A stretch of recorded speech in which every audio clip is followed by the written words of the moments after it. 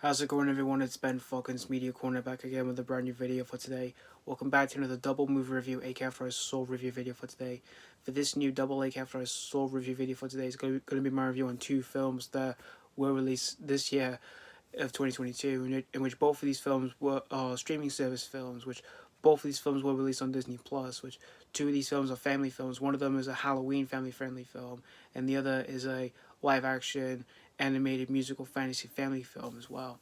So we're going to kick off the first one, which is a Halloween family-friendly film, and that is Hocus Pocus 2. And now Hocus Pocus 2 is the sequel to the 1993 hit film Hocus Pocus, and this is directed by Fletcher, who made The Proposal. And the story of the film is that two young women, they accidentally release the Sanderson sisters, who of course are portrayed once again by Bette Midler, Sarah Jessica Parker, and Kathy Najimy from the original film. And they return to Salem, and it's basically set in modern time.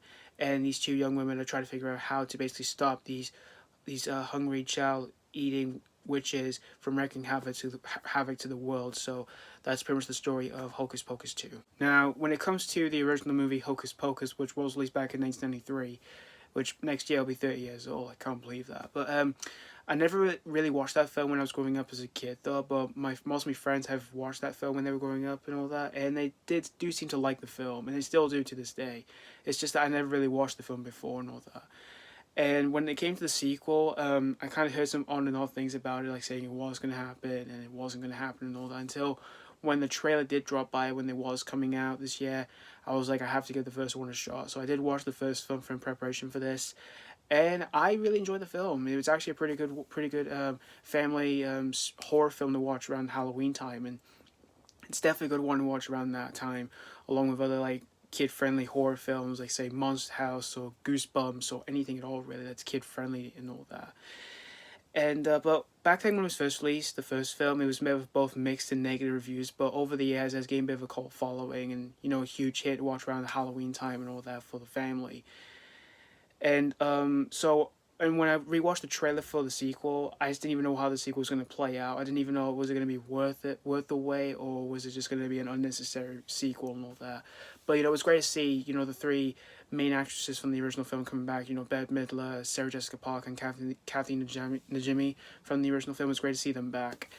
So I watched this on Disney Plus just a few weeks after it was released, and after watching the sequel, I surprisingly enjoyed the sequel. This was a pretty enjoyable watch here, but for me, I don't think this is better than the original film though, but I still had a solid enjoyable time with this sequel. When it comes to the three main stars in the film, Bette Midler, Sarah Jessica Parker, and Kathy Najimy, who were in the first film, when it comes to seeing these characters again after nearly 30 years, for once again, the acting in this movie, they were all really good, and they were really entertaining as the Sanderson sisters, just once again, for having, a large charm and entertainment value to the characters like they were in the original film.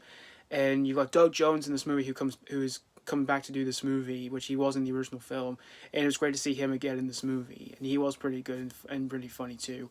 And for new performers in the film, you got Sam Richardson and Tony Hale, amongst other people. They were pretty solid for their characters. And for the two young girls in the film, like two young women who were involved with the main story when they unleashed the Sanderson sisters, they were pretty solid for their characters.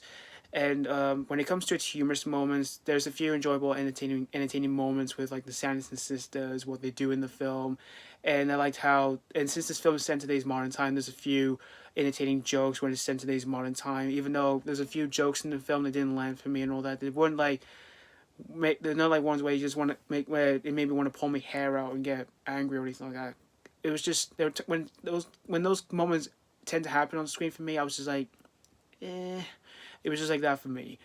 But like I said, the humor, there's still enough to basically have yourself an entertaining time while you watch this movie at home.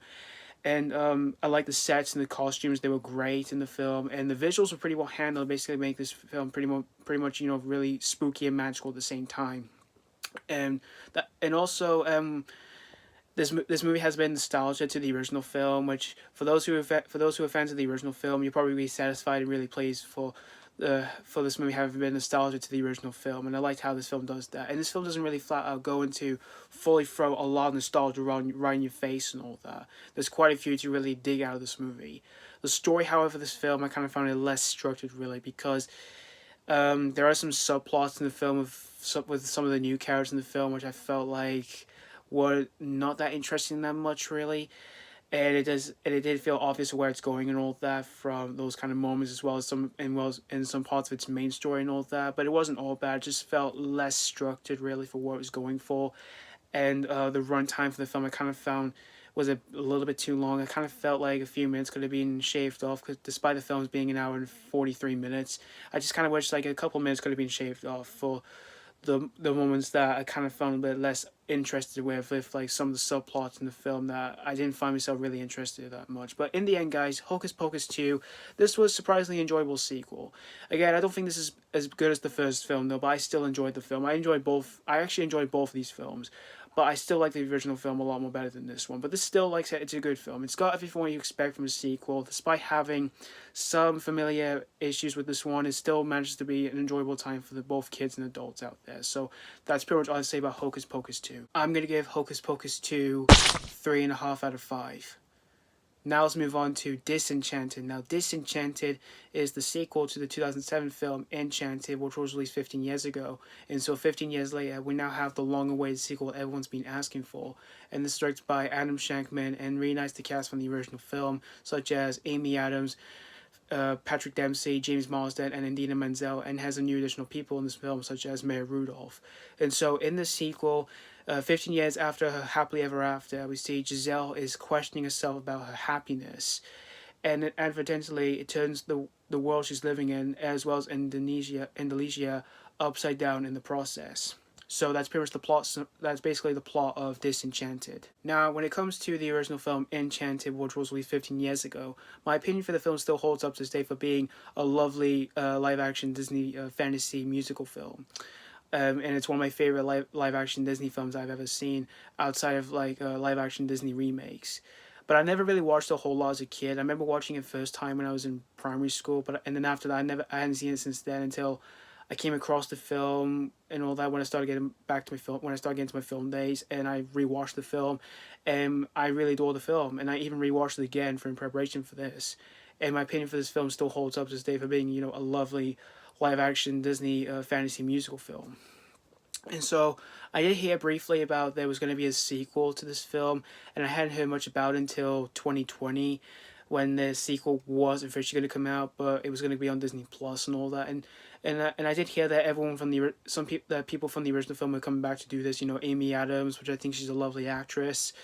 Patrick Dempsey, I think he's talented. James Marsden's also talented, and as well as Idina Menzel, which she's also talented as well, and also a really good singer. And for the new people in this movie, I didn't know a whole lot except for Mayor Rudolph, which I think she's pretty funny. She's usually been hit or miss for me over the last few years. And once I saw the trailer for this movie, the trailers didn't look too bad, even though some parts of the trailer did kind of give away the film and all that. But I'm still interested in seeing this film and all that, since I do love the first film. So I did watch this movie on Disney Plus just a few days after it was released. And after watching the sequel, was this movie worth the 15-year wait? Unfortunately not, guys. Is this a bad film? No. This film, for me, it was sort of a mixed bag, but it was just overall a decent watch for myself here. But this film still managed to have what you expect for an Enchanted sequel here. Like the acting in this film, I thought everyone was pretty fun for the acting talent here.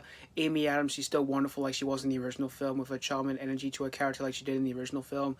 And when it comes to her singing the second time around, her singing voice in the original film is just wonderful, and here it's wonderful again the second time around when we get to see her sing some entertaining songs for a few scenes here and there. And for Patrick Dempsey, who was in the original film, he's pretty good in the movie too here. And I liked what he was given for his character, where he basically becomes the knight in shining armor, which I did like that in the movie. And James Marsden, who was in the original film as well, he was really funny in that movie, and here he's also pretty funny here and there. Although he's not in the movie that much, which I did find disappointing. But he's still good though for his acting talent. And Idina Menzel, who's also in the original film, she's pretty good in the movie as well, but she's also not in the movie that much, which I also found disappointing. but they do pop up for a few scenes here and there. And there's even one scene in particular with Idina Menzel, which I really liked, where it's basically her singing.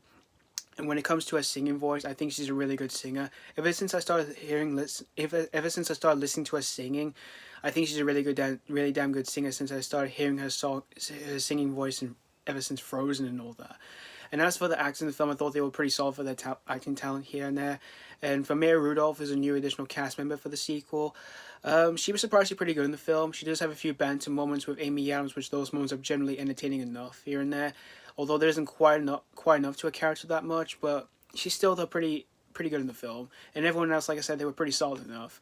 But as for the new characters in the film, outside of Maya Rudolph, I just didn't find them interesting that much here and I just didn't find them interesting that much here and there.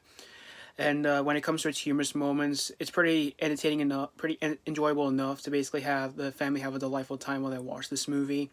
Where basically the humor, when it comes to that moment, it's mostly just the lines of dialogue, whatever the characters are saying, and when this film does poke fun of being a familiar fairy tale story here and there, because this film does have a familiar fairy tale story here and there and all that.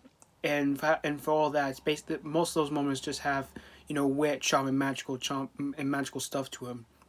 And the direction by Adam Shankman looks pretty nice, from the sets, the costumes, the magical visuals, and all that. It looks pretty nice. Although there's a few directing moments where it kind of felt like it didn't feel like it wasn't made as a proper theatrical, proper big budget film. It just kind of felt like it was made for like a television series or anything like that. But still, though, the direction wasn't too bad. It's just there are some directing moments that can be a bit distracting, but it doesn't feel like it's actually made as a film and all that.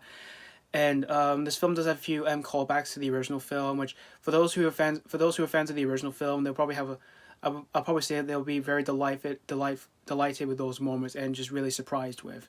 Even though, like I said, for Hocus Pocus 2, which for that film has nostalgic stuff to it, that film doesn't really flat out throw a lot of them in front of your face, and this one doesn't really do that here as well.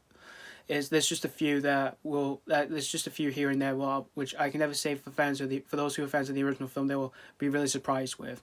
And this film has a bit of 2D animation, just like the original film did. And when it comes to that moment and those moments in that film, in this film, I really like, because the 2D animation just looks really, really, really beautifully nice.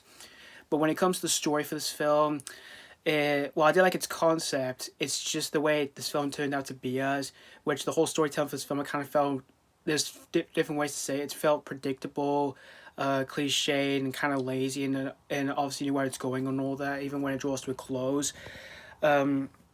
Which it didn't really make me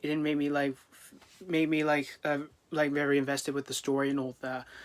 And because again, this film kind of lacked magic and charm like from the original film, because for the original film it has a lot of magic and charm to it. This film didn't kind of really have that, because again, of its story being really predictable and all that, and just really cliche of what it's going for here and there. And even when it draws to a close, I just instantly knew what was going to happen and all that. And for the runtime for the film, I kind of found it a bit tad too long, because it's an hour and 58 minutes, so it's under the 2-hour mark. I just kind of wish a few minutes of that runtime could have been cut short, where like say 10 or 15 minutes or anything like that. But in the end, guys, Disenchanted, this movie, like I said, wasn't all bad. It wasn't too bad.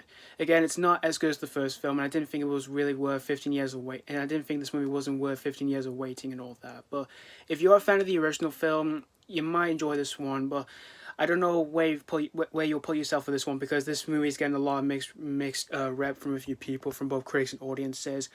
Just like I said, this was a decent watch, and it's kind of a mixed bag for myself, because there are some stuff to really appreciate out of this film, but there are things that will probably disappoint or maybe distract the viewers while they watch this at home. And again, this is also available to stream on Disney Plus, just like with Hocus Pocus 2. So that's pretty much all I have to say about Disenchanted. I'm going to give Disenchanted 3 out of 5. Again, as I said before, this movie definitely wasn't bad. This one was just sort of a mixed bag, but kind of decent at the same time for myself, because there was some stuff I did appreciate while I was watching this movie, but everything else that was surrounding this film left me a bit disappointed, as well as kind of distracted while I was watching this movie. And I wouldn't say this is another movie that I found disappointing for this year or anything like that. So yeah, thank you guys so much for watching for my double A after I saw review on both Hocus Pocus 2 and Disenchanted. And let me know what you think of both of these sequels. You have seen this already on Disney Plus. For Hocus Pocus 2, did you really enjoy it, or were you very disappointed with it? And for Disenchanted, did you really love it, or were you very disappointed with it as well? As always, thank you guys so much for watching, and this has been Falcon's Media Corner signing off.